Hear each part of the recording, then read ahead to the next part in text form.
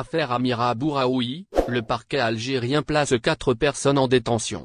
Dans le cadre de l'enquête sur l'exfiltration du territoire de la militante, le parquet du pôle pénal spécialisé de Constantine a annoncé mardi avoir placé 4 de ses proches en détention provisoire et un 5e sous contrôle judiciaire. 4 personnes ont été placées en détention provisoire et une 5e, sous contrôle judiciaire dans le cadre d'une enquête sur la sortie illégale d'Algérie de la militante Amira Bouraoui, au cœur d'un incident diplomatique entre Alger et Paris, a annoncé mardi le parquet. Le parquet du pôle pénal spécialisé de Constantine a indiqué que l'enquête avait été ouverte le 8 février après qu'Amira Bouraoui a quitté illégalement l'Algérie pour se rendre en Tunisie alors qu'elle était sous interdiction de quitter le territoire.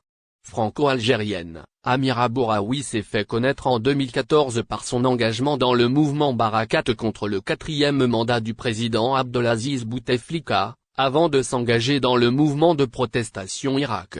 Condamnée en juin 2020 à 1 an de prison avant de bénéficier d'une remise en liberté provisoire en juillet, cette médecin de formation âgée de 46 ans avait été arrêtée le 3 février en Tunisie d'où elle risquait d'être expulsée vers l'Algérie. Elle avait finalement pu embarquer le 6 février sur un vol à destination de la France. Alger a jugé qu'il s'agissait d'une exfiltration illégale menée à l'aide des personnels diplomatiques et sécuritaires français, et a rappelé son ambassadeur à Paris pour consultation.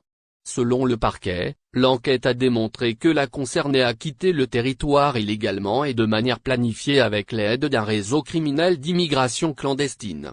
Et ce réseau est constitué d'un chauffeur de taxi clandestin, un employé au poste frontière ainsi que d'autres personnes, avec la complicité d'un journaliste, d'un de ses proches et de sa mère. Dimanche, les 5 suspects ont été déférés devant le parquet. Ils sont poursuivis pour constitution d'une association de malfaiteurs, sortie illégale du territoire national, organisation d'immigration clandestine par un réseau criminel organisé, précise la même source. Lundi, le Comité national pour la libération des détenus, CNLD, avait annoncé que la mère de la militante, âgée de 71 ans, avait été placée sous contrôle judiciaire.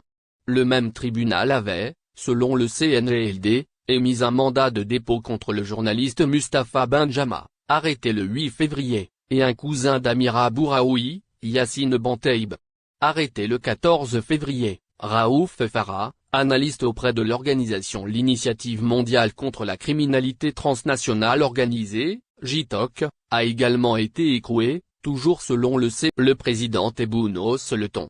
Le président de la République, M. Abdelmadjid Tebboune, qui est parvenu en l'espace de 3 ans, et en dépit de certains imprévus, à transformer l'Algérie, doit encore prendre des mesures draconiennes pour mettre fin à une certaine culture de la passivité, qui met à mal la concrétisation de certaines mesures prises.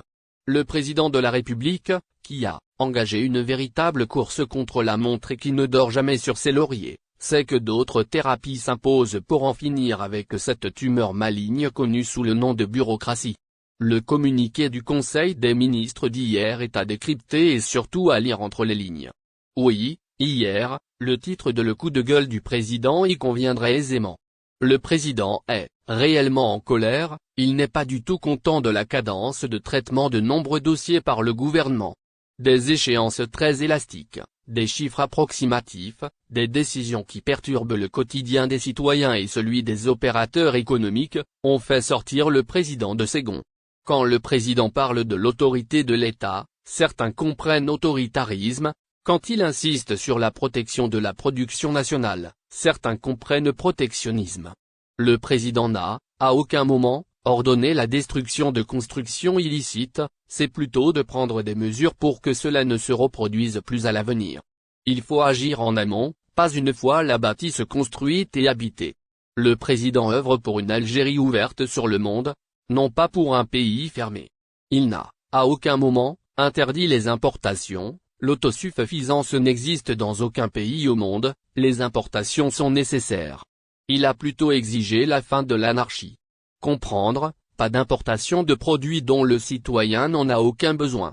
Il a exigé d'assainir le secteur pour mettre fin aux surfacturations, source de transferts illégaux d'importantes sommes en devises, qui se chiffrent en milliards de dollars. D'ailleurs, cette opération d'assainissement du fichier des importateurs a permis de démasquer et de supprimer un important nombre d'importateurs, dont le chiffre a chuté de 43 000 importateurs à 14 096 enregistrés au registre de commerçants. Le citoyen est une ligne rouge, son bien-être est la priorité des priorités.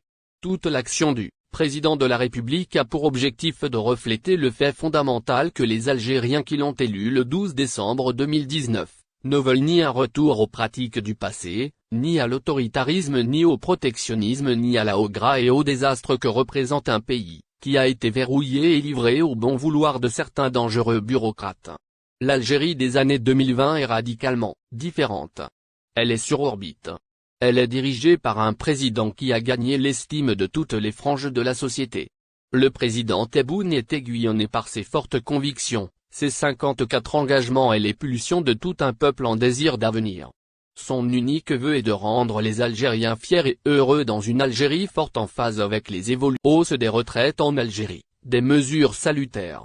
L'Algérie demeure, en effet, très attachée à son caractère social et à l'esprit de solidarité, considéré comme l'un des fondements de la République qui ne cesse de montrer sa capacité à concrétiser, dans les faits, tant le droit au travail que le droit à l'enseignement ou à la santé. Le secret de ce progrès social réside dans la mobilisation accrue des autorités sur le plan socio-économique pour la protection des catégories vulnérables contre toute forme d'injustice en veillant à garantir des résultats équitables en matière d'emploi, de protection sociale, de dialogue social et de développement économique. Un choix stratégique qui se traduit par la mobilisation de près d'un quart du produit intérieur brut, PIB, pour les transferts, sociaux directs et indirects, la revalorisation des salaires et des pensions de retraite, l'institution d'une allocation chômage, auquel s'ajoutent d'autres mesures visant à stabiliser les prix de produits de large consommation. Et comme une société pour tous doit impérativement passer par l'égalité des chances et la possibilité pour tous de bénéficier du progrès économique et social, le gouvernement accorde une attention particulière à l'accès à l'enseignement et aux soins médicaux qui demeurent totalement gratuits, quel que soit le revenu ou le statut social du citoyen. Dans le prolongement de ces acquis, l'État est déterminé à réduire les disparités de développement du pays, d'où le lancement de nombreux projets au profit des zones d'ombre et l'intérêt accordé à la performance et à l'efficacité économique. Les efforts consentis pour promouvoir cette transition en tant que condition sine qua non pour réduire les inégalités se sont été soldés par la réalisation de 96% du plan d'action au profit des 12 571 zones d'ombre identifiées. L'effort fourni par la Caisse nationale des retraites, CNR, à travers les paramètres de son régime de retraite très avantageux et les différents dispositifs de protection sociale est aussi une forme de justice sociale. Celle-ci se traduit, selon le directeur général de la CNR, par plusieurs mécanismes, à commencer par le principe même de retraite qui constitue une contrepartie d'un dévouement accompli durant toute une carrière professionnelle. Pour Jaafar Abdelli, l'État, qui tient au principe de la justice sociale, ne peut pas laisser sa population active sans revenu une fois celle-ci incapable d'exercer une activité. Et de poursuivre, ce concept est très visible dans les paramètres qui caractérisent le système de retraite algérien qui est très avantageux. Accompagnement. Il cite, dans ce sens, l'aide consentie par l'État pour soutenir le pouvoir d'achat des retraités à travers les différentes mesures qui ont été prises, dont l'exonération de l'IR pour 2 millions de retraités et la revalorisation annuelle des pensions de retraite qui ont coûté aux caisses de l'État pas moins de 90 milliards de dinars. Outre les retraités, 1 million de personnes ont également bénéficié d'un abattement sur l'IR.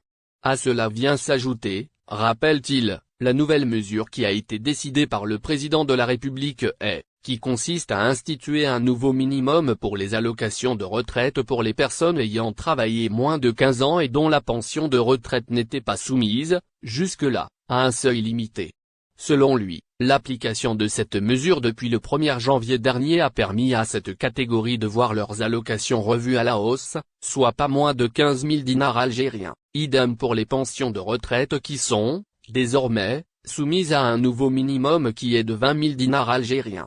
La justice sociale consiste, également, à assurer une bonne prise en charge de cette population en essayant de rapprocher l'administration des personnes âgées, notamment à travers le développement du service électronique et l'aide à domicile, souligne Jaafé Abdali qui revient sur l'âge de départ à la retraite. Celui-ci, dit-il, est bien codifié suivant le nombre d'années de cotisation et l'âge de la personne désirant participer. N'oubliez pas abonnez-vous à notre chaîne Olive News et activez les notifications pour recevoir nos publications en temps réel.